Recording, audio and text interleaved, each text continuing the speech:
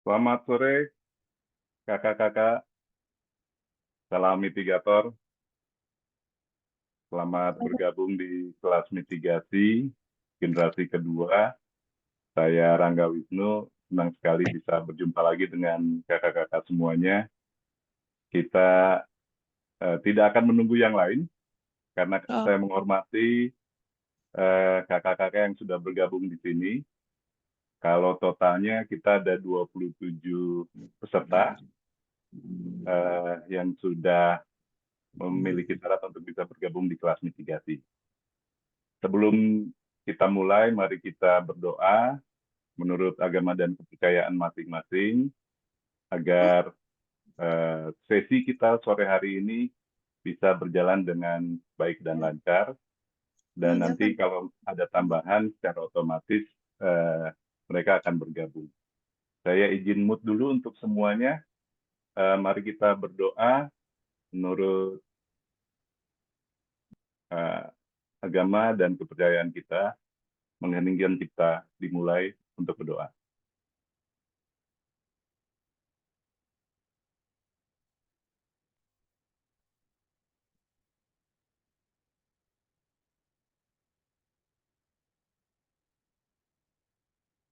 Berdoa selesai. Saya langsung share screen dulu kakak-kakak. Saya akan jelaskan mengenai kelas mitigasi kita ini. Nanti setelah itu kita diskusi, kemudian kita masuk ke dalam konten juga dan diskusi lagi. Saya targetkan untuk kelas mitigasi kita ini selama 1 jam.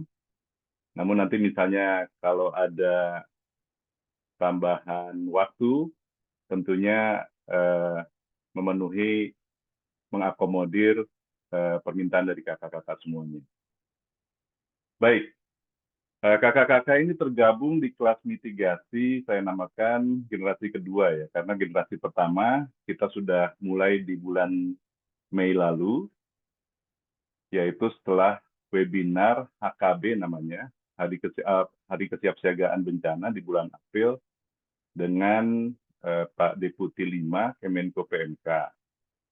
Pada saat itu kita membicarakan bagaimana membangun ketangguhan dengan melibatkan relawan, guru, kemudian staf BPBD atau yang di daerah, kantor SAR, staf kantor SAR, teman-teman Tagana gitu ya, Pramuka Peduli, kemudian juga PMR yang punya jaringan luas, dan juga teman-teman dari berbagai latar belakang, ada LPBI NU, MDMC, dari Muhammadiyah misalnya, atau dari teman-teman ADRA yang di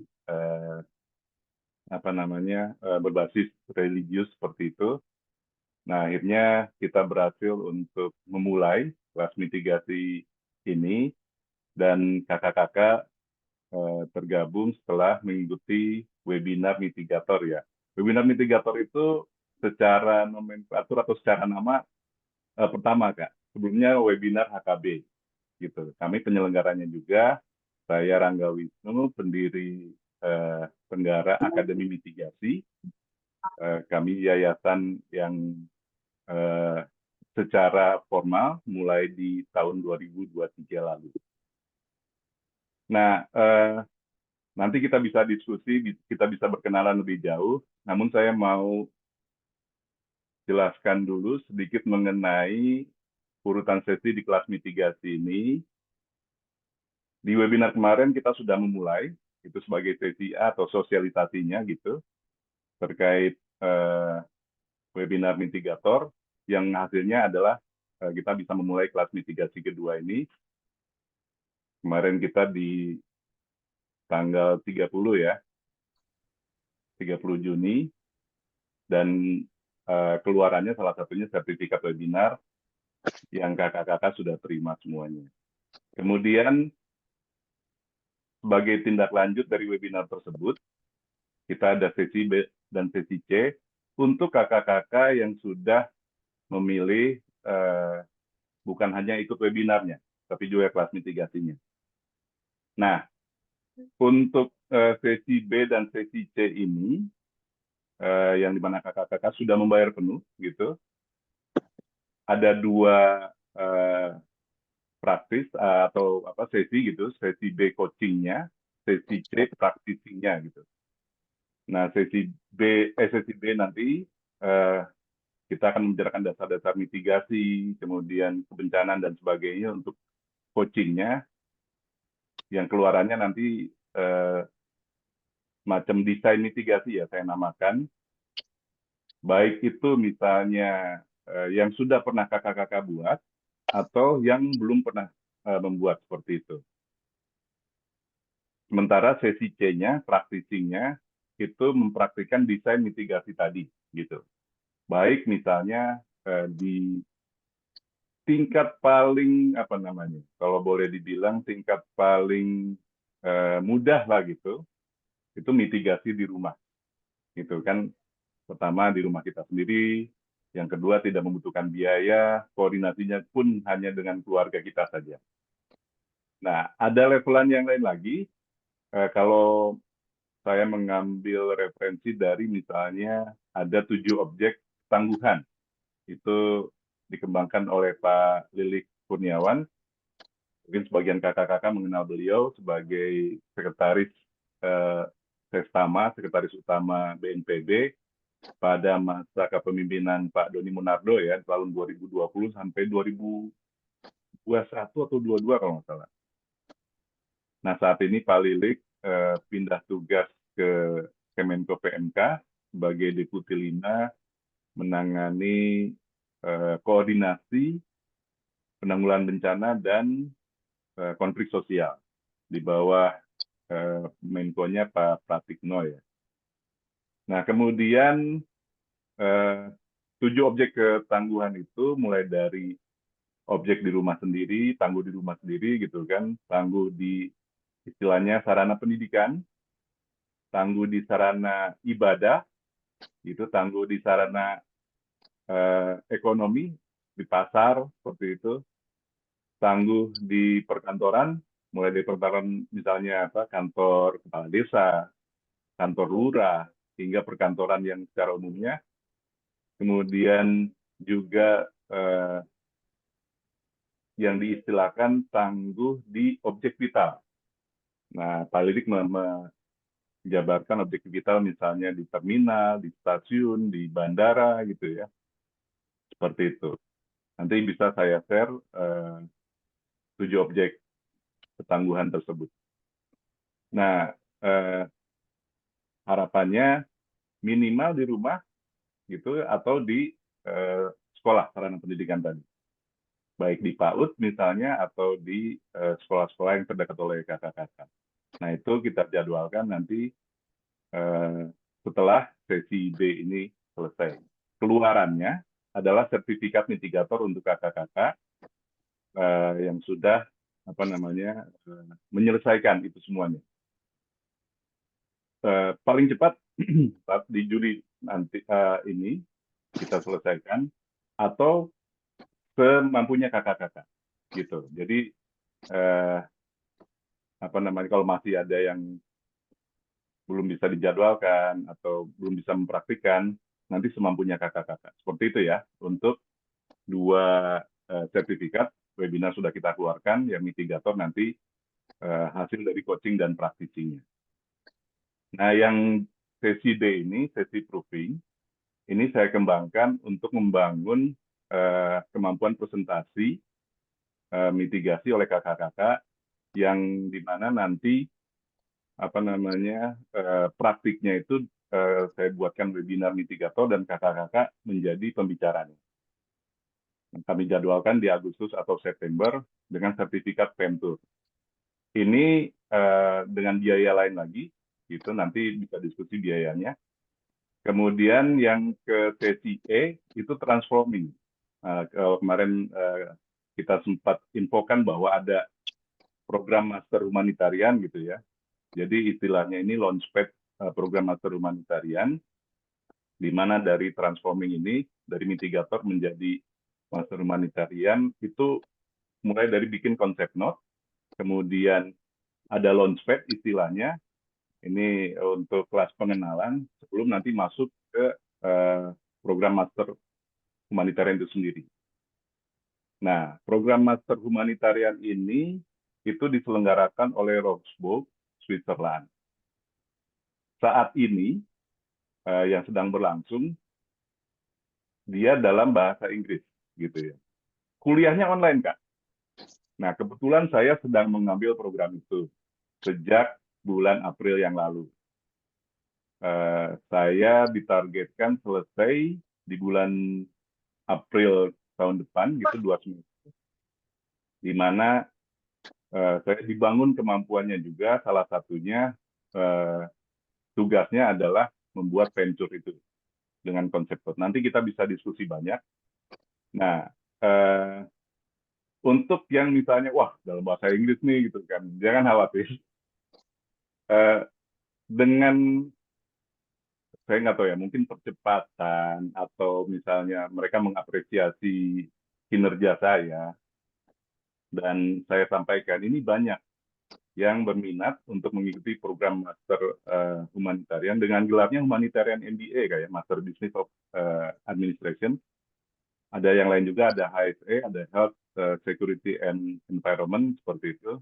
Tapi yang sedang saya coba bangun yang humanitarian MBA-nya, itu mereka baru bulan lalu nih menawarkan untuk menyelenggarakan dalam bahasa Indonesia gitu. Nanti skemanya seperti apa sedang kita bangun juga dengan mentorship-nya dari Pak Deli Kurniawan agar program tersebut juga bisa diakses dalam bahasa Indonesia.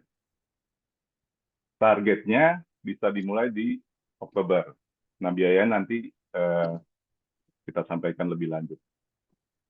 Seperti itu garis besar untuk urutan sesi mitigasi. Nah, selanjutnya kakak-kakak, kebetulan salah satu background saya di fasilitator SPAD, juga apa namanya membantu Seknas SPAB gitu kan dalam beberapa hal, terutama bagaimana SPAB itu bisa terimplementasi dengan baik. Saya di beberapa tempat membentuk sekber SPAB. Nah, bagi kakak-kakak yang mungkin belum familiar dengan istilah SPAB ini, nanti kita bisa jabarkan lebih lanjut. Namun, maksud saya ingin menyampaikan bahwa baru minggu yang lalu, saya turut serta dalam pembentukan panduan kegiatan masa pengendalian lingkungan sekolah MPLS gitu untuk 2025. Sekarang istilahnya MPLS ramah gitu Kak. Nah ini memang kalau kakak-kakak lihat di apa namanya di panduan yang saya tampilkan ini, itu panduan untuk SMP gitu ya. Saya harus minta maaf dulu nih untuk kakak-kakak dari PAUD ini dan juga dari SLB, teman-teman Seknas dan Puspeka, mereka belum bisa mengagendakan atau membuat panduan untuk apa namanya PAUD dan SLB.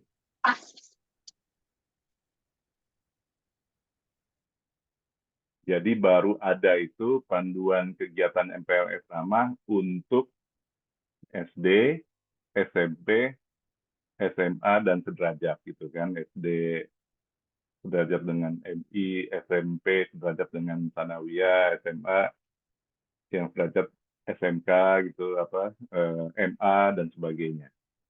Namun satu hal yang semuanya akan sama itu adanya induksi keselamatan.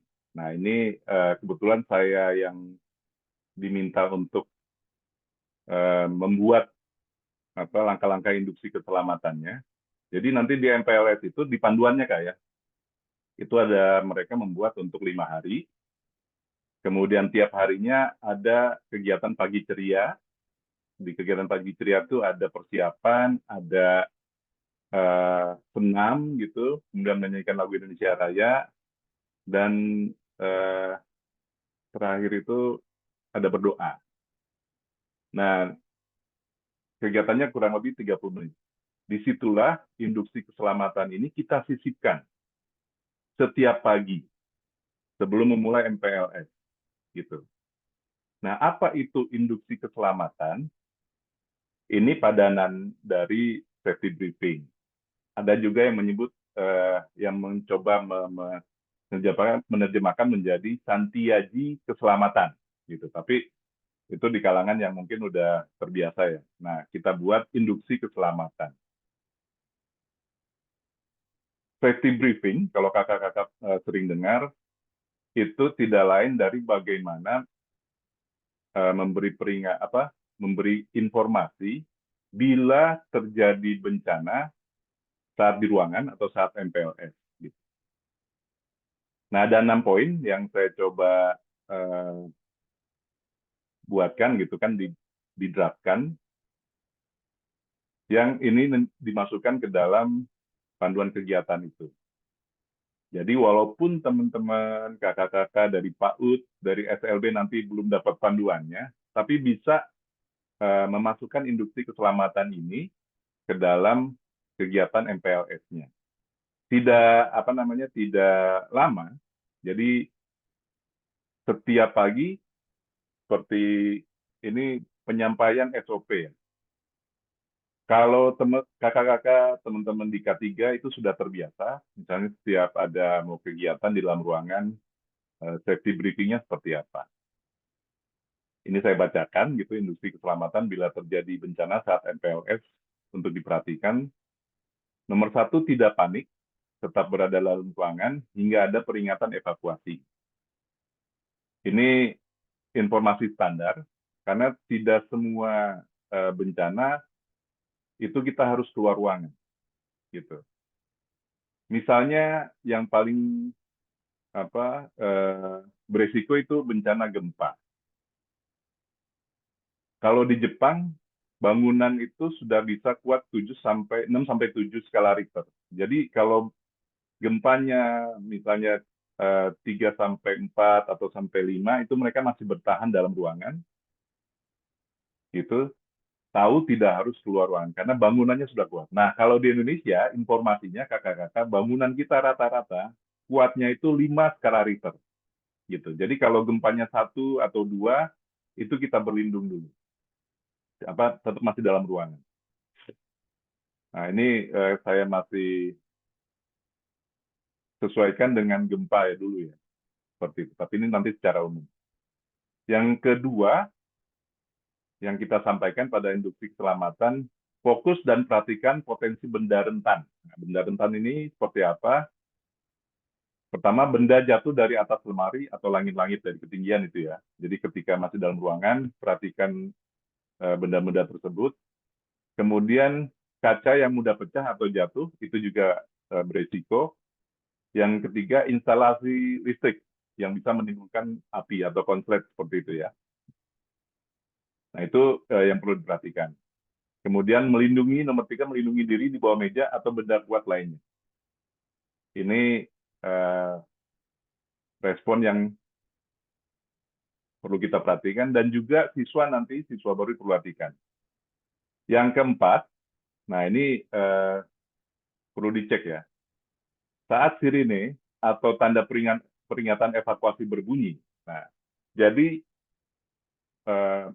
saya yakin kakak-kakak yang berlatar belakang di perlindungan atau penanggulangan bencana sudah paham, ada 3 peringatan. 1, peringatan dini atau early warning system. Itu biasanya sebelum bencana terjadi, ada peringatan. Yang paling umum dari BMKG misalnya kakak-kakak ya, ada peringatan bahwa besok atau seminggu kemudian atau sebulan kemudian atau beberapa bulan kemudian atau bahkan setahun kemudian gitu, itu ada informasi cuaca misalnya, atau ada informasi anomali iklim, atau misalnya akan terjadi hujan lebat dan sebagainya, itu peringatan dini. Atau yang paling bisa dibilang singkat waktunya peringatan dini dalam waktu sejam, 2 jam, atau 3 jam sebelumnya, itu pada tadi alat apa sarana-sarana atau tempat-tempat vital gitu seperti MRT, kereta gitu ya, bandara itu EWS-nya, early warning system-nya dalam hitungan eh, jam gitu. Atau kalau ada alat EWS di tempat kakak-kakak yang di eh, garis pantai yang berpotensi tsunami, itu juga bisa diperhatikan, dia bisa dalam hitungan menit bahkan. Artinya dalam peringatan dini itu jeda atau apa waktu untuk menyelamatkan diri kakak-kakak. Kemudian yang kedua ada peringatan sedang terjadi bencana. Seperti itu. Ini seringkali kita terima lewat apa media messenger misalnya gitu ya, WhatsApp dan sebagainya. Kalau di tempat lain sedang ada bencana, kita dapat peringatan itu. Nah, yang ketiga adalah peringatan evakuasi. Peringatan evakuasi ini adalah informasi untuk di lokasi tertentu agar bisa mengevakuasi dari titik dia di mana berada ke titik kumpul yang aman. Nah, selama itu terjadi, perlu diperhatikan, nah yang nomor 4 ini ya, ketika peringatan evakuasi berbunyi, berjalan cepat keluar ruangan atau lorong menuju titik aman dan kumpul. Kemudian yang B, tidak berdesak-desakan atau saling mendorong. Nah, yang C, tidak berteriak atau menjerit-jerit, tidak berisik itu misalnya. Dan yang D, tidak kembali. Kadang mengambil HP atau yang lain gitu, benda berharga yang lain. Dan yang E, tidak melompat dari ketinggian, disarankan untuk gunakan tangga darurat. Gitu. Kemudian setelah di titik kumpul, nomor 5, tempat aman untuk evakuasi, ini perlu diperhatikan. Memastikan titik kumpul itu aman dari reruntuhan gedung tinggi. Karena biasanya kita di sekolah menentukan titik kumpul ini di lapangan depan sekolah, betul kan ya? Nah, itu sebenarnya titik kumpul sementara jika bencananya atau gempanya tidak berdampak ke titik kumpul tersebut. Tapi kalau gempanya lebih dari 5 skala Richter, sementara sekolah kita lapangannya itu kanan kiri bangunannya lebih dari 1 lantai, di mana jika dia ambruk, dia akan menimpa titik kumpul lapangan itu, kita harus mencari titik kumpul lain yang aman dari bangunan-bangunan tinggi. Kemudian berkumpul sesuai kelasnya, ikuti ketua kelas. Yang ketiga, perhatikan ada terluka atau kondisi lainnya, gitu, baik diri sendiri atau laporkan bila ada teman yang masih tertinggal atau terluka.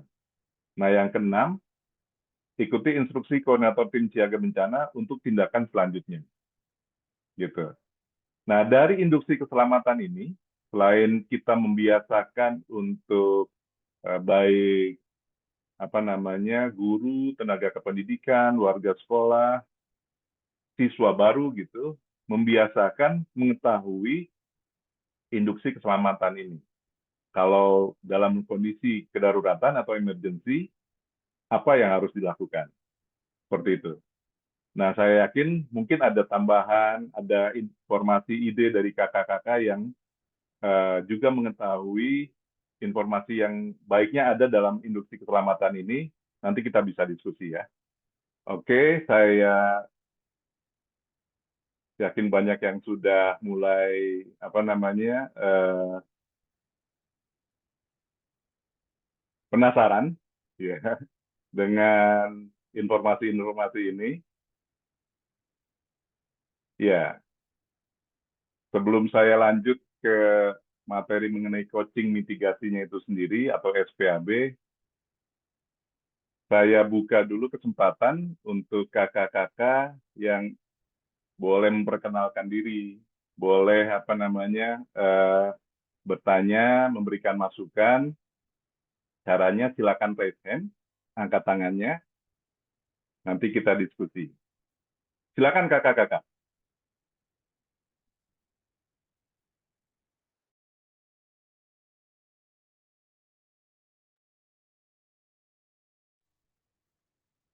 Yang penasaran tadi misalnya dengan panduan MPLS, bagaimana memasukkan induksi keselamatan ke dalam MPLS, karena rata-rata kakak-kakak ini juga aktif di sekolah ya, atau seperti Pak Samsudin yang kemarin saya masih ingat, kami biasa diminta untuk datang ke sekolah, namun bagaimana membangun kesiapsiagaan di lingkungan PAUD dan sebagainya.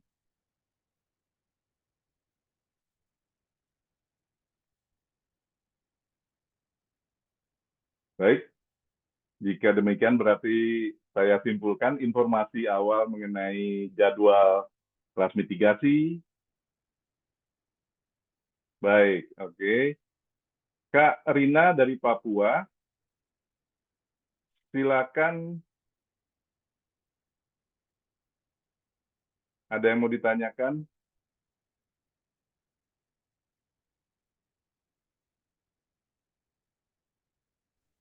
Iya Kak, dari Yayasan Papua Mandiri, Papua mau tanya, bagaimana cara mendapatkan panduannya nih Kak? Baik, Induksi Karina kita keselamatan. pelan-pelan ya. Boleh perkenalkan diri dulu dari Maaf ini, posisinya di mana nih saat ini Karina nih? Karina. Ini jaringan di sini agak kurang bagus. Saya sudah nyalakan kamera tapi tidak bisa muncul ya. Tidak apa, tidak apa.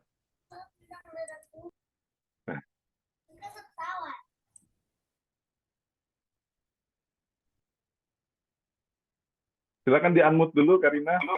Kalau tidak bisa menyalakan video tidak apa-apa. Iya, Iya, jaringannya agak kurang bagus nih Kak. Ini cara baik. mendapatkan panduannya bagaimana ya Kak ya? Boleh, boleh Karina. Nanti saya infokan. Tapi saya mau diskusi tanya dulu Karina posisi di mana? Di Jayapura, Papua Kak. Wah, Jayapura. Saya Ya. 2008 pernah ke Jayapura itu, Kak. Sekali-kali ini. Oh, iya Sebulan iya. kita di Abipura, terus bolak balik ke Jayapura. Oh begitu Baik, ya. Iya iya. ya. Karina boleh tahu lebih lanjut nih, Karina tertarik dengan kelas mitigasi perdalam ini. Apakah Karina mendampingi sekolah gitu, Kak?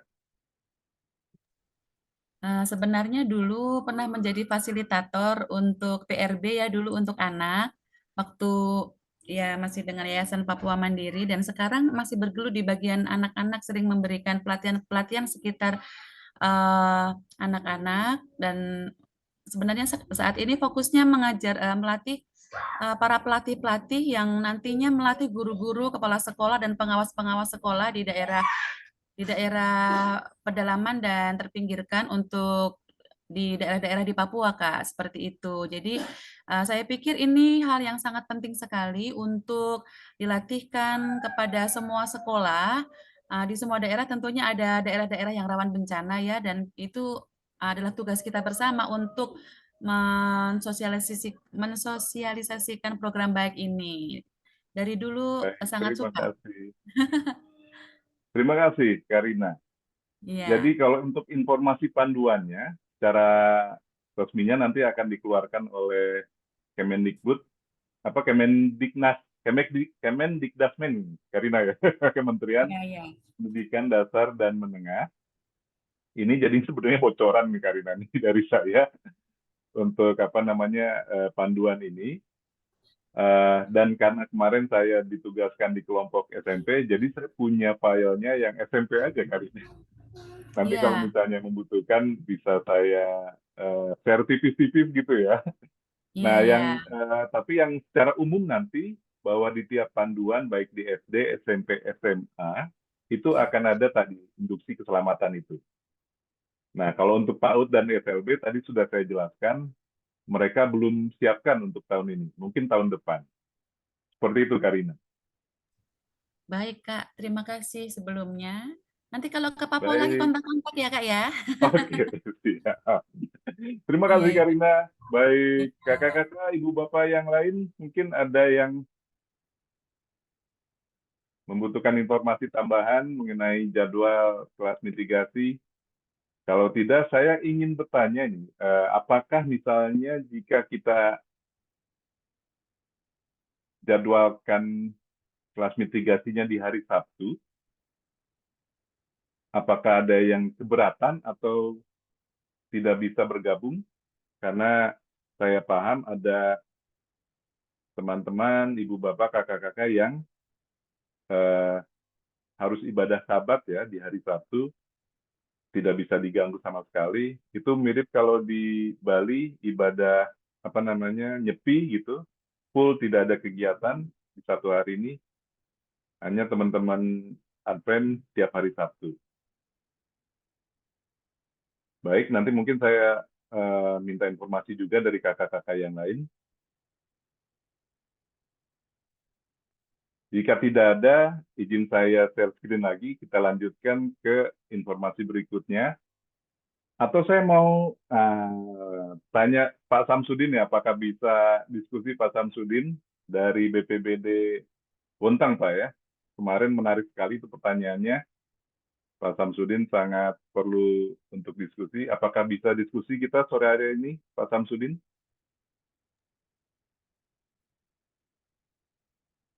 Ya, Waalaikumsalam silakan Pak. Pak, terima kasih Mas.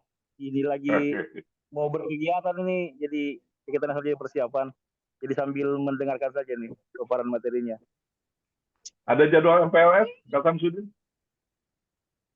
Biasanya kalau MPLS kami memang mendapat undangan dari sekolah-sekolah untuk mengisi terkait dengan mitigasi bencana di sekolah-sekolah, terutama sekolah-sekolah yang SMA.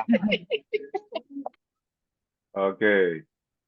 Apakah sudah ada undangan? Karena kalau nggak salah tanggal 14 itu mereka mulai MPLS ya, Pak. Ya, biasanya sih dimulai pada saat mereka masuk, baru undangan terkirim biasanya. Pas mereka masuk mulai masuk Oke. sekolah. Sudah siap Kirim. nih Pak Samsudin ya? Baik, siap. Kami selalu siap. Oke. Biasanya Pak Samsudin, kalau siap, ya. Untuk safety briefing industri keselamatan ada masukan, Pak? ini memang biasanya sih memang yang terkait dengan safety briefing kadang terlupakan Pak. Tapi kalau misalnya kami dari BPBD yang melaksanakan kegiatan dimanapun, ya pasti ada safety briefing. Cuman kalau kegiatan misalnya di dinas lain atau sekolah-sekolah yang ada itu masih terlupakan hal-hal seperti itu. Mungkin menganggap kecil, tapi ketika ada kejadian, ya dampaknya cukup besar terkait dengan safety briefing ini. Nah, kalau Baik. untuk di Bontang kami sering melaksanakan di PAUD, di TK. Kadang guru-gurunya kami terkait dengan mitigasi kebencanaan, terus para murid-muridnya kami ajak bermain, flying fox, segala macam. Seperti itu, Pak. Baik. Pak Samsudin mohon nanti disampaikan ke sekolah-sekolah, kalau bisa sih ada edaran gitu Pak ya, membiasakan safety briefing tersebut, dan Pak Samsudin nanti bisa jadi instrukturnya tuh atau apa pelatihnya bagaimana menyampaikan safety briefing, karena kita ingin membiasakan itu Pak di kesiswanya seperti itu. Ya, Nah ini siap, sebagai siap. BPBD tentunya punya otoritas yang kuat untuk itu Pak Samsudin ya. Benar, memang tugas kami itu. Cuma memang bukan hal yang mudah sih sebenarnya. Memang, tapi kita nggak boleh berhenti di situ. Harus sering-sering mengingatkan. Baik, terima kasih Pak Samsudin. Ya, mohon maaf ini masih mengikuti karena juga besok ada acara perkemahan nasional di Bontang. Ada menteri jadi lagi sibuk di sini. Baik, ya Siap. terima kasih. Kami beri kesempatan kepada kakak-kakak yang lain. Tadi Pak Yoga.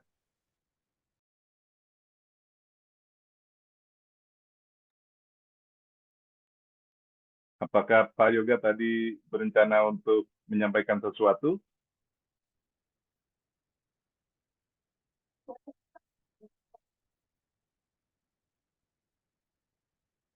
Baik.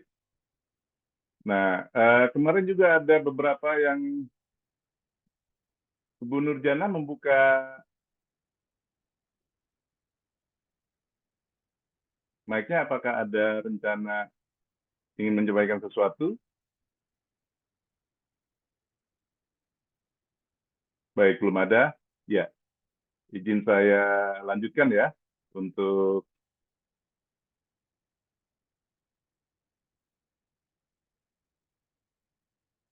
ya, secara garis besar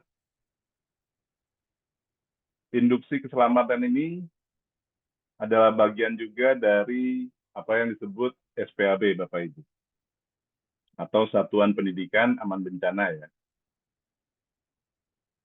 Nah, yang kemarin sudah panjang lebar disampaikan oleh narasumber dari Seknas SPAB gitu, di mana Satuan Pendidikan Aman Bencana secara sejarahnya memang melanjutkan dari dulunya ada SSB gitu, Sekolah Siaga Bencana, itu teman-teman PMI yang banyak mengembangkan, kemudian BNPB dengan PRK sendiri menyelenggarakan SMAB ya, Sekolah Madrasah Aman Bencana, dan kemudian ketika BNPB MOU dengan Kemendikbud pada saat itu, nomenklaturnya berubah dari SMAB menjadi SPAB atau Satuan Pendidikan Aman Bencana. Ini menyesuaikan dengan nomenklatur Undang-Undang Sisdiknas sebenarnya. Sistem Pendidikan Nasional pada saat itu. Menjadi SPAB. Nah, SPAB atau Satuan Pendidikan, Bapak Ibu Guru, Bapak Kakak-kakak yang dari dunia pendidikan memahami bahwa ada 3 satuan pendidikan. Jenis satuan pendidikannya ada satuan pendidikan formal, gitu. Dulu dari SD, SMP, SMA gitu ya. Nah, sekarang dari PAUD itu sudah masuk ke formal, PAUD, TK gitu, atau kelompok bermain, atau RA, Raudatul Atfal. Nah, PAUD ini sudah masuk ke satuan pendidikan formal.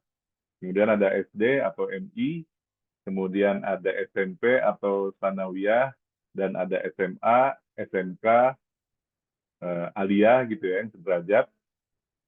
Itu yang termasuk dalam satuan pendidikan formal. Nah, SPAB juga berlaku untuk satuan pendidikan non-formal, kakak-kakak. Apa itu satuan pendidikan non-formal? Itu yang kita kenal dengan misalnya PKBM, kemudian bimbingan belajar, bimbel, masuk ke dalam satuan pendidikan non-formal, kemudian kursus-kursus ekstrakurikuler, nah ini masuk ke dalam non-formal juga, mulai dari pramuka, PMR,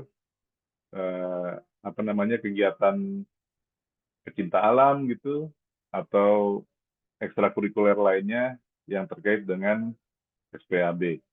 Sementara untuk yang ketiga, satuan pendidikan informal, itu yang dikenal dengan pendidikan di lingkungan keluarga gitu ya, atau lingkungan di rumah.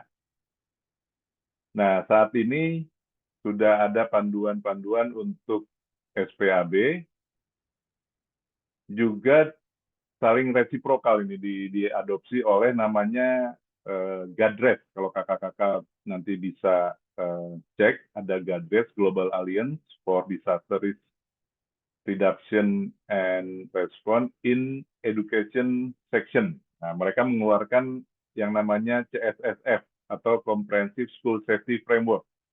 Isinya seperti yang ada di layar. Ada 4 hal yang harus diperhatikan untuk penerapan SPAB, Satuan Pendidikan Aman Bencana, di sekolah gitu. Satu, pondasi, di mana manajemen sekolah, atau dalam hal ini kepala sekolah gitu ya, atau yang mendukungnya seperti dinas pendidikan gitu, menerapkan sistem dan kebijakan yang mendukung. Nah, kemudian dari sistem dan kebijakan yang mendukung itu dibangun 3 pilar. Pilar pertama adalah fasilitas pembelajaran yang lebih aman. Pilar kedua adalah manajemen penanggulangan bencana di sekolah dan kesinambungan pendidikan. Pilar ketiganya adalah pendidikan mitigasi, pengurangan risiko, dan resiliensi atau ketangguhan di sekolah. Ini panduannya, nanti saya bisa kirim ke kakak-kakak, di mana dengan 3 pilar ini diharapkan sekolah atau satuan pendidikan itu bisa lebih tangguh, lebih aman untuk siswanya. Karena apa? Karena ya keamanan dan keselamatan itu adalah hak ya untuk anak-anak.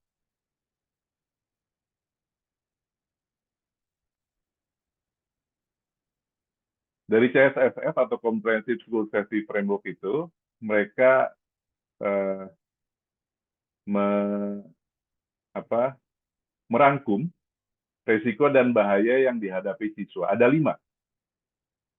1, resiko dan bahaya bencana alam dan perubahan iklim. Ini yang menjadi domainnya BNPB gitu, SAR, Damkar dan sebagainya. Kemudian resiko dan bahaya wabah penyakit dan kesehatan, domainnya teman-teman dinas kesehatan, puskesmas dan sebagainya. Kemudian resiko dan bahaya konflik sosial dan kekerasan. Ini yang kalau kakak-kakak di sekolah menerima ada Permendikbud tentang TPPK ya, tim pencegahan penanganan kekerasan gitu, yang seringkali kita lihat kalau ada bullying, abuse, sexual abuse dan sebagainya. Kemudian risiko dan bahaya di teknologi dan industri, baik itu teknologi yang misalnya pabrik gitu, kemudian tadi transportasi dan sebagainya, pabrik ya, sama IT. IT ini masuk ke teknologi dan industri. Kemudian resiko yang bahaya yang dihadapi keseharian, kecelakaan dan ancaman, atau kalau di Basarnas istilah mereka KMM gitu, kondisi membahayakan manusia, terutama transportasi ya tadi, atau di sarana-sarana vital lainnya. Ini nanti kalau misalnya ada yang mau didiskusikan, bisa kita diskusikan. Nah, saya ingin share mengenai pengertian bencana yang terdapat di Undang-Undang PB, Penanggulangan Bencana Nomor 24 Tahun 2007. Kalau Pak Samsudin ini sudah makanan sehari-hari, namun untuk kakak-kakak yang dari latar belakang yang lain, sekolah misalnya dan sebagainya, saya ingin bangun pemahaman ini bahwa bencana itu adalah peristiwa atau rangkaian peristiwa yang mengancam dan mengganggu kehidupan dan penghidupan masyarakat yang disebabkan baik oleh faktor alam dan atau non-alam maupun faktor manusia, sehingga mengakibatkan timbulnya korban jiwa manusia, kerusakan lingkungan, kerugian harta, benda, dan dampak psikologis. Ini masih tekstual kakak-kakak ya. Nah, bagaimana dengan penjabarannya? Ini yang tadi saya maksud, ingin saya ajak ke kakak-kakak melalui penjelasan. Nah, ini. Kita exercise dikit kakak-kakak ya. Ini boleh untuk siapa aja. Apakah terlihat gambarnya, Kak? Boleh kasih jempolnya jika terlihat.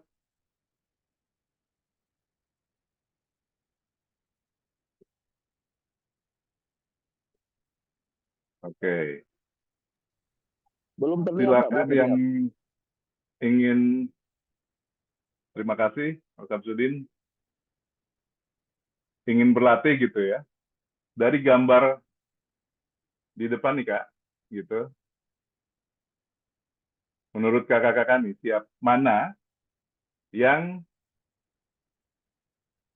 disebut risiko, mana yang disebut bencana, mana yang disebut ancaman, mana yang disebut kerentanan, mana yang disebut kapasitas. Nah, ada 2 gambar di depan kakak-kakak. Satu gambar ada batu di ujung lereng gitu ya, tapi tidak ada orang di bawahnya. Sementara gambar yang satunya lagi, ada batu di ujung itu, seperti mau jatuh gitu. Di bawahnya ada 3 orang. Nah, seperti itu. Baik. Saya coba cek ada yang menyampaikan sesuatu. Sudah terlihat, terima kasih. Kira-kira siapa kakak-kakak yang... Kalau tidak ada, nah, saya mau tunjuk saja. Saya coba cek Kaliska, apakah bisa berdiskusi, boleh buka audionya. Ya, ya Silakan sudah. Kak. Nah, Kaliska Ya, boleh berdiskusi kira-kira pertama menurut Kaliska yang terkategori bencana itu seperti apa Kak? Kalau dari dua gambar depan ya. yang saya lihat dari gambar tersebut itu bagi saya yang ancaman itu eh, yang ada batunya saja dan resikonya itu yang isi orang 3 itu nggak sih, Pak? Baik, baik, baik. Terima kasih Kak Liska. Wah, luar biasa sudah Ya. berpendapat. Yang kedua, boleh saya minta atau ada yang mau menyampaikan langsung? Kalau Kak Samsudin udah paham ini ya. Silakan Kak Rina Papua. Oke, silakan Kak Rina. Bagaimana pendapatnya? Saya coba ya Kakak. Ya, Ya, kalau ancaman itu gambar batu yang mau terjatuh yang tanpa ada manusia, resiko itu gambar batu yang mau terjatuh yang ada manusianya. Kemudian kerentanan itu orang-orang yang bajunya berwarna pink sama biru, lalu kapasitas itu orang yang mau berlari ini yang tanpa gambar. Begitu. baik. Terima kasih Kak Rina. Luar biasa. Sudah punya pemahaman juga ya. Saya persilakan lagi kakak-kakak yang ingin berlatih exercise nih. Kalian, apakah ada lagi Kak Ahmad Fadilah? Oke, sudah open mic. Silakan Kak Fadilah.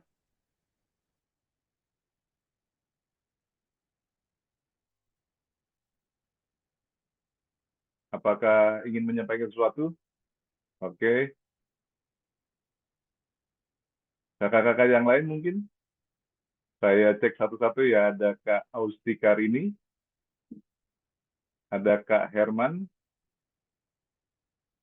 Kak Hikal, Kak Liska tadi sudah, Kak Mas Yoga, Kak Nova Linda, Kak Nurjana Bantilan, Kak Putri Nandina, Kak Ahmad Jailani, Kak Ningrum, Kak Rina tadi sudah, Kak Siti Mariam, Kak Samsudin sudah paham, Kak Tresnan Baban.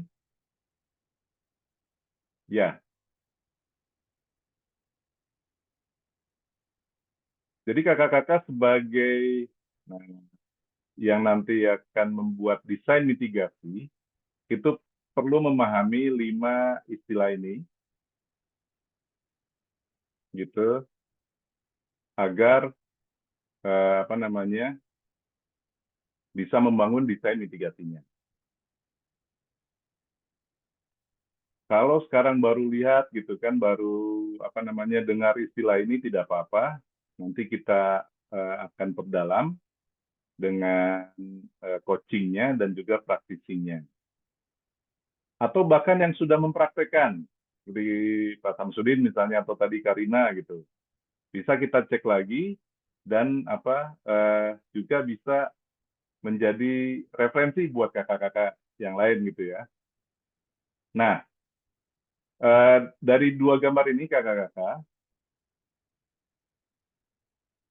gambar yang ada batunya saja gitu dan tidak ada orangnya, jika batunya menggelinding ke bawah gitu, dia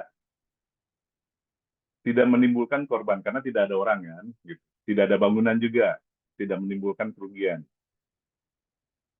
Nah, dan juga bisa kalau kita ambil secara waktu itu sebelum ada manusia. Gitu.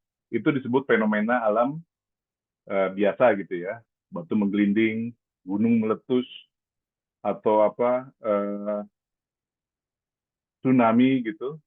Nah, istilah-istilah itu menjadi bencana ketika dia ada manusia. ketika dia ada kerugian, ketika dia ada korban, seperti itu. Ketika dia ada kerusakan yang berdampak ke manusianya. Jadi betul sekali tadi, Kak Rina ya, kalau batunya menggelinding, itu dia sebagai ancaman. Kalau batunya masih diam, dia sebagai ancaman. Tapi kita udah lihat nih, batunya akan menggelinding. Gitu. Nah, ketika dia menggelinding menimpa orangnya, yang warna biru sama pink ya, karena tidak melihat gitu, tidak aware, dia menjadi bencana. Dan orang tersebut menjadi faktor kerentanan, vulnerability ya. Sementara orang satunya lagi yang baju putih, dia ingin memberitahu gitu, nah itu dia orang yang punya kapasitas atau capacity. Nah, nanti kita lihat rumusnya seperti apa. Nah, dari situlah kita bisa sebut bahwa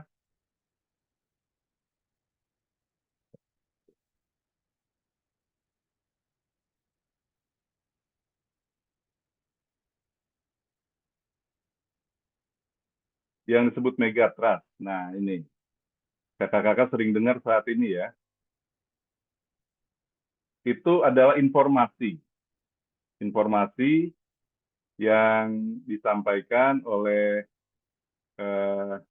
teman-teman BMKG dan beberapa cendekiawan yang mengetahui adanya ancaman dimaksud. Nah, kenapa ada megatrust? Jadi kakak-kakak paham bahwa kita ini berada di posisi Indonesia gitu ya, 3 lempeng aktif Kak, atau 3 lempeng.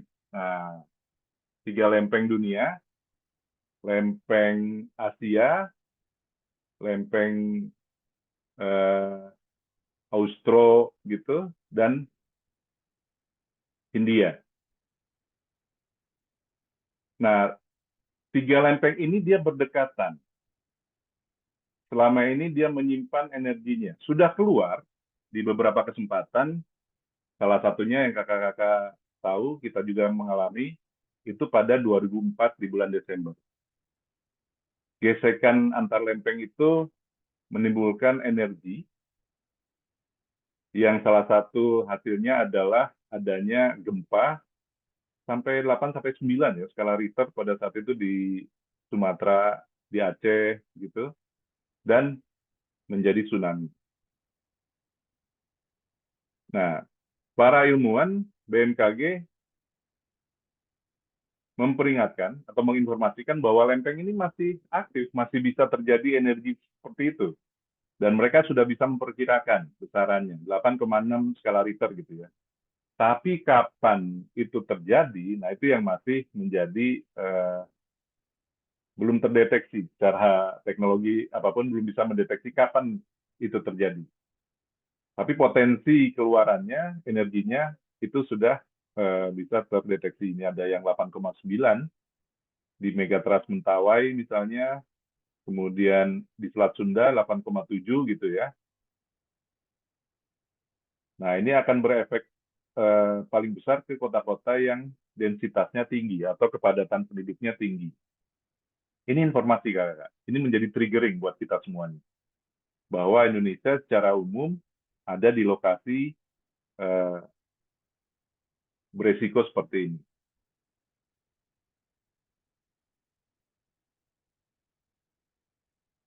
Nah, tadi istilah-istilah itu yang disebut dengan istilah-istilah untuk bisa pengurangan risiko bencana atau disaster risk reduction, di mana risiko bencana itu bisa terjadi karena adanya pertemuan antara ancaman dan kerentanan tadi, antara batu dengan manusia itu gitu ya.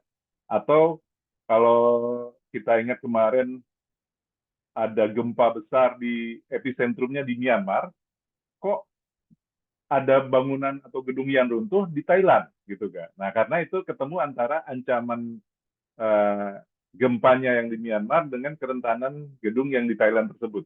Sama seperti tadi megatrust itu, mungkin ancamannya di selatan Jawa atau di barat Sumatera gitu, tapi kalau kerentanannya ada di sekitar kita, bencananya bisa terjadi di sekitar kita.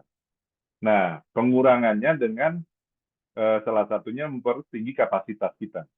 Adalah kakak-kakak lakukan saat ini dengan kita diskusi tentang di kelas mitigasi ini. Ini saya sisipkan Leaving No One Behind, itu bagian dari GPDRR di Bali waktu itu, global platform disaster risk reduction, bahwa kita ingin ketika terjadi bencana kita bisa membantu semua orang, baik yang terkategori rentan karena gender, GETSI gitu ya, gender, equality, disability, and social inclusion. Gitu, baik yang rentan karena gender, rentan karena usia, anak-anak gitu, lansia dan sebagainya, rentan karena disabilitas,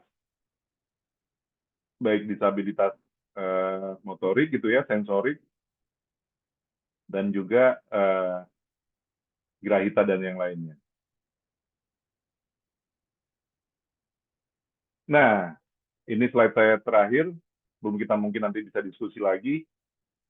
Saya mencoba menyederhanakan pemahaman mitigasi kakak-kakak, bahwa salah satunya adalah sedia payung sebelum hujan, itu adalah mitigasi.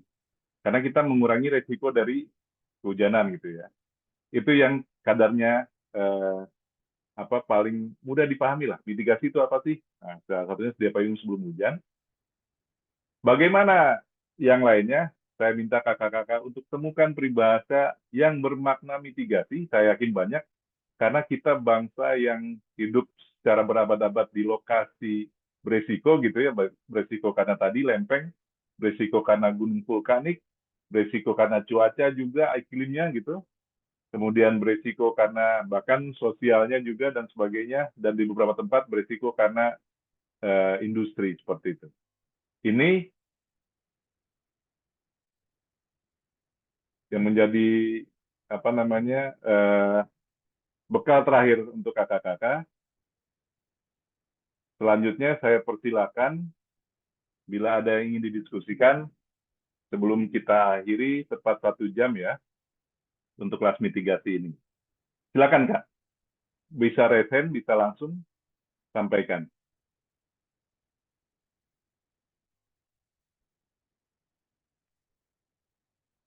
Baik, coba saya sedikit trigger aja ya. Ada yang masih belum.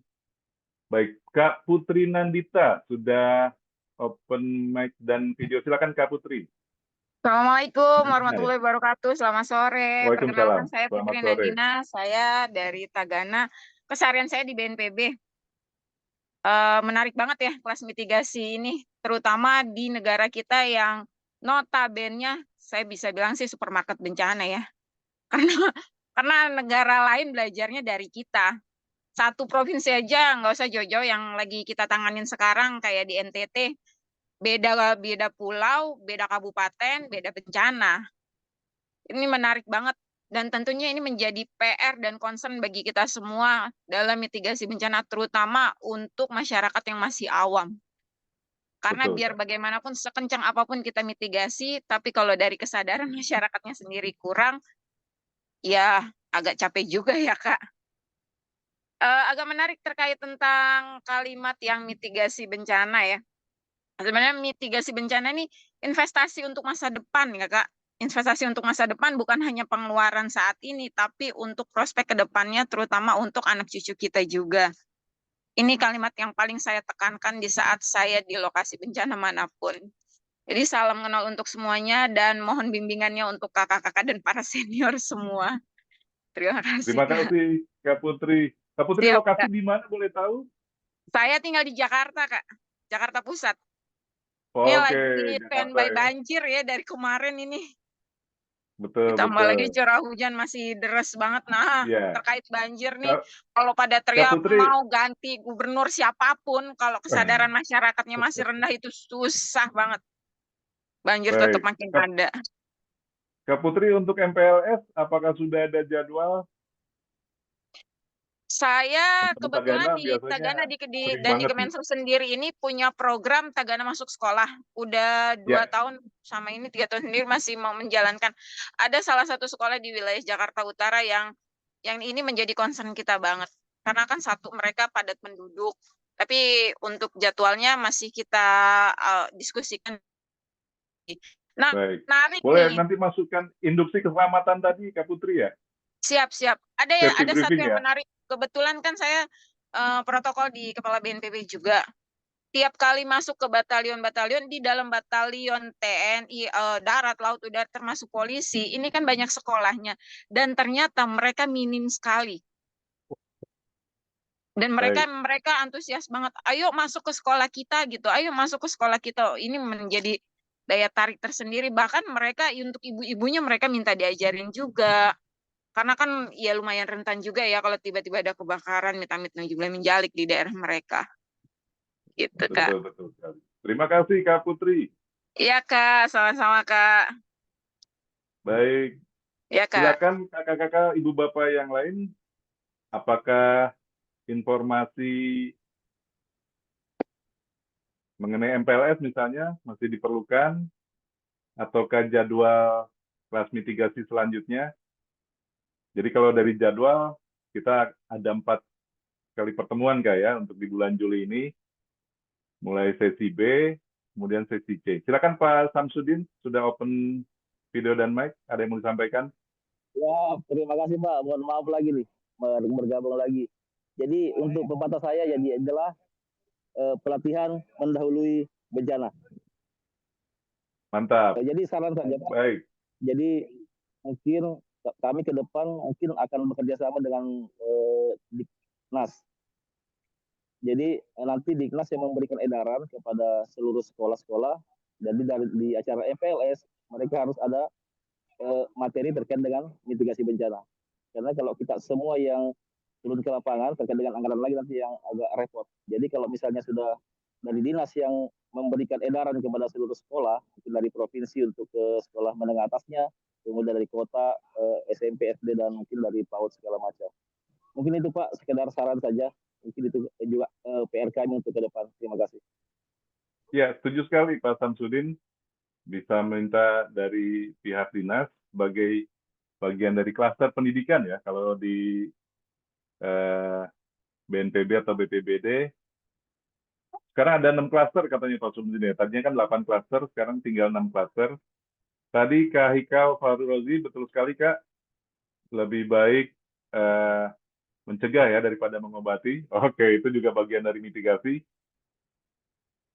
Kemudian Kak Rina, baik, nanti saya panduannya saya kirimkan. Kalau untuk panduan MPLS, nanti dari Kemendikbudristek ya, kalau saya dapat linknya saya akan segera sampaikan. Namun kalau untuk panduan SPAB, kita sudah ada bukunya, nanti saya bisa sampaikan langsung di grup untuk kakak-kakak semuanya.